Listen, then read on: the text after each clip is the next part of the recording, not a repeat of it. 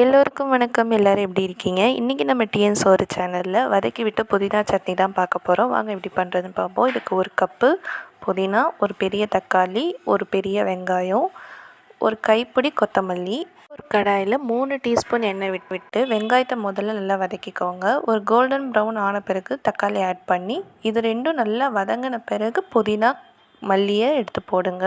அப்போ தான் புதினா மல்லியோட பச்சை வாடை இல்லாமல் இருக்கும். இது வதங்கின பிறகு ஆறட்டும். அப்புறம் ஒரு மிக்ஸி ஜாரில் மாற்றி தேவையான அளவு உப்பு, 1 டீஸ்பூன் மிளகாத்தூள் போட்டு தேவையான அளவு தண்ணி விட்டு நல்லா அரைச்சி எடுத்துக்கோங்க. இப்போது ஒரு கடாயில் 3 கரண்டி எண்ணெய் விட்டு கடுகு உளுத்தம்பருப்பு போட்டு நல்லா பொரிஞ்சு வந்த பிறகு இந்த சட்னி எடுத்து ஊற்றுங்க. ஒரு கைப்பிடி கருவேப்பிலை ஆட் பண்ணி அப்புறம் ஒரு 3 கரண்டி எண்ணெயை ஆட் பண்ணிக்கோங்க. இதை நல்லா கொதிக்கட்டும். இது கொதி வந்த பிறகு நல்லா சுட சுட ஒரு புதினா சட்னி ரெடி ஆகிடுச்சு. இது தோசை இட்லியோடு சாப்பிடும்போது அவ்வளோ டேஸ்ட்டாக இருக்கும். இதை ஒரு நாள் வீட்டில் பண்ணி பாருங்கள். இந்த வீடியோ உங்களுக்கு பிடிச்சிருந்தா like, share, comment, two subscribe. நன்றி. பாய்.